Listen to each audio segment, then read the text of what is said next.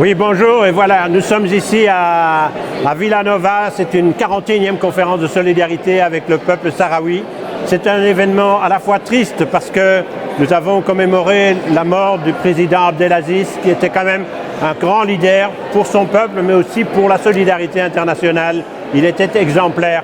Et nous avons aussi regretté que des manœuvres dilatoires ici en Espagne aient permis à un juge de faire une convocation devant un tribunal espagnol du nouveau secrétaire général Kali. C'est absolument scandaleux que la puissance coloniale se permette une telle attitude. Et j'espère qu'il y aura des corrections qui seront faites dans les plus brefs délais. Cela dit, c'est une belle conférence, c'est une grande conférence, parce que le travail qui se fait dans les ateliers, le travail qui a été fait en séance plénière, l'écoute que nous avons pu avoir de la part du président du Parlement sahraoui, qui est ici présent, le fait qu'on ait pu refaire les stratégies de la solidarité depuis de grands événements, parce qu'il y a eu des progrès énormes qui ont été faits dans la cause sahraoui aujourd'hui. Pensez au procès de Luxembourg contre l'Union européenne, qui donne raison aux Sahraouis, un, que le Front Polisario peut aller en justice, deux, que le Front Polisario est dans son droit et que la Cour reconnaît que le Maroc n'a aucun droit sur le Sahara occidental. C'est quand même des choses qui font avancer la cause sahraoui. Quand on voit que le secrétaire général s'est rendu dans les campements et souhaitait se rendre dans les territoires, mais que le Maroc s'y oppose, et qu'en même temps il prend après ça des mesures pour limiter les droits de la MINURSO, sa mission, il met à la porte la composante civile, c'est la preuve d'un désarroi du côté marocain.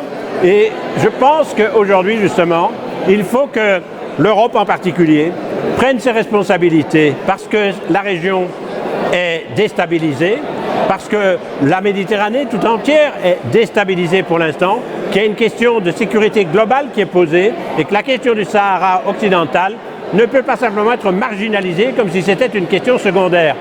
Elle va être une question centrale de la sécurité dans toute cette partie de la région, et cette région est adossée et à la Méditerranée et à l'Europe. Donc l'Europe elle-même a une responsabilité évidente dans la solution de la question du Sahara occidental. Il faut que Mme Mogherini en prenne acte. Elle est capable de voyager à travers le monde entier. Nous lui demandons d'aller vers les territoires occupés, d'aller vers les campements des réfugiés sahraouis, et qu'elle se fasse une idée exacte de ce qui se passe. Parce qu'aujourd'hui, la diplomatie marocaine est avec des lobbyistes partout. Elle est en train de tromper l'opinion publique. Elle essaye de se faire passer pour le pays de la démocratie, le pays des droits de l'homme, le pays qui fait aujourd'hui de l'environnement. Mais vous pouvez dire ce que vous voulez, la politique d'environnement dans un territoire occupé, ça reste une occupation. Et il faut se rendre compte de ça.